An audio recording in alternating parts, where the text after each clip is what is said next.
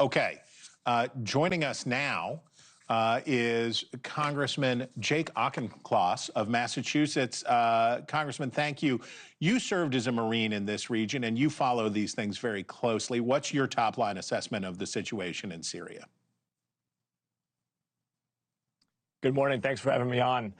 This war in Syria is two different wars. It is first and foremost a civil war, but secondly, it's also a proxy war, where Russia and Iran in particular have used Syria as their playgrounds of geopolitics. Russia practiced its tactics that it's using in Ukraine first in Syria, and Iran trained Hezbollah in Syria before then unleashing it on Israel. So what happens in Syria matters to the wider world, and it's a fulcrum for this axis of authoritarianism between Russia, China, North Korea, and Iran as they seek to compete against and undermine the United States and its allies. So overall, this is a potential win for the United States and its allies, but it's not an uncomplicated win, because that old saying that the enemy of your enemy is your friend just is not true here. The enemy of our enemy, this Syrian rebel force, are some pretty bad guys also. They are an offshoot of al-Qaeda, and they are Sunni Islamists who could mean harm to Israel and to the United States.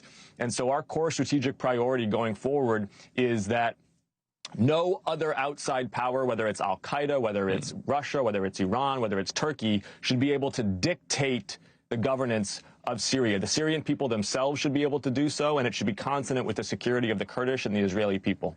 Okay, so I asked General Newton about that and the possibility for an expanded U.S. role post-Assad. Now, you were one of only a handful of Democrats who voted for a measure that would have forced the Biden administration to withdraw that little cohort of U.S. troops that is in Syria. Should the United States, what should we do here? Step back from what could be a volatile situation, or should we step up to try to create a stable space for a new government? When I think about that question, I lean into my own experience in the Marine Corps. I deployed twice, and I saw the use of U.S. military force both effectively and ineffectively deployed. In Afghanistan, when we tried to be nation builders and police officers and social workers, it doesn't work.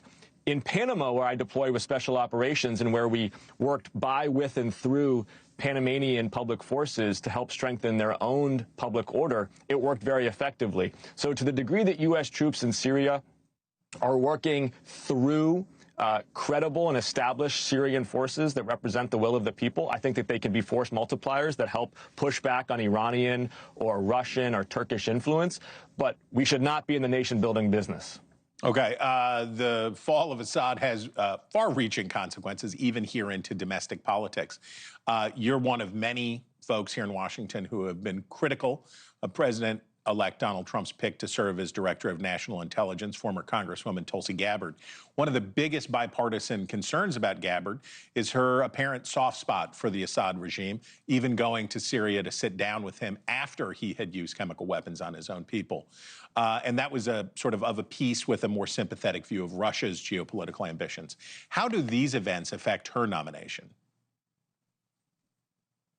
Not only did she take that unauthorized trip, she has cast doubt and aspersions on claims that al-Assad used chemical weapons against his own people, which he did, and anybody who should be in charge of the nation's intelligence apparatus should be the first to declare the truth of that statement. I think it's just worth for senators and for the American people to play in their heads what these last 2 weeks would have been like with Gabbard as Director of National Intelligence. We have a dynamic set of circumstances unfolding in Syria where hourly updates to the president are necessary, where you are having to curate. Thanks for watching. Go to joinnn.com to find NewsNation on your television provider. And don't forget to click the red subscribe button below to get more of NewsNation's fact-driven, unbiased coverage.